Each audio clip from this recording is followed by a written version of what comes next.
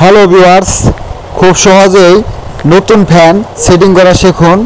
আপনাদের কখনো মিস্ত্রির কাছে যাইতে হবে না। আপনারা আমার এই ভিডিও দেখে নতুন ফ্যান সেটিং করতে পারবেন। আমি যেভাবে বলবো সেভাবে করবেন।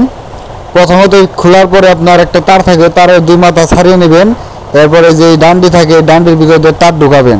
তার ঢুকানো হলে আপনি এই পাশ ওই পাশ বের করে নেবেন। তারপরে আপনার যে ফ্যানের যে আছে, এই কি বলে, ফ্যানের যে ঘুরে মাঝখানেটা এটার মধ্যে বসাবেন। বসানোর পরে আপনার এখানে নাট থাকে, দেখবেন প্যাকেটে নাট আছে। তো এই নাটটা মনে করেন যে আপনার মাঝখানে ঢুকিয়ে দিবেন। মাঝখানে আমি দেখাই দিচ্ছি কীভাবে ঢুকাতে হয়। এই যে মাঝখানে ঢুকিয়ে ওই পাশে নাট লাগিয়ে নেবেন।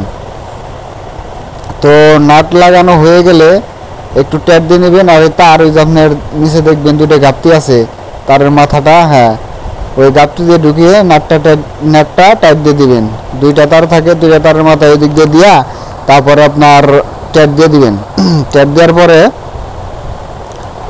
আপনার অবশ্যই ফুল ভিডিওটা দেখবেন, তাহলে আপনারা নিজেরাই নতুন ফ্যান এনে সেটিং করতে পারবেন। অযথা মিস্ত্রিদেরকে টাকা দিতে হবে না।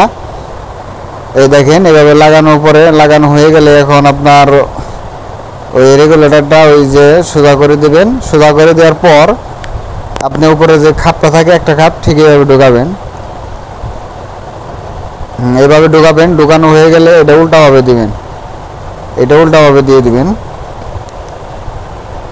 এরপরে যেটা করবেন সেটা হচ্ছে আপনার ওই যে ফ্যানের উপরে ওই দুইটা খুইলা ওই নাট ঢুকিয়ে দিয়ে, মানে যেটার মধ্যে আপনি ফ্যানটা ঝুলিয়ে রাখবেন ওইটার জন্য ওইটা দেওয়া হয় আর কি। ওই নাটটা দিয়ে মনে করেন যে তারপর ট্যাপ দিবেন, ভালো করে ট্যাপ দিয়ে তারপরে মোটামুটি আপনার ফ্যানের সিলিং শেষ।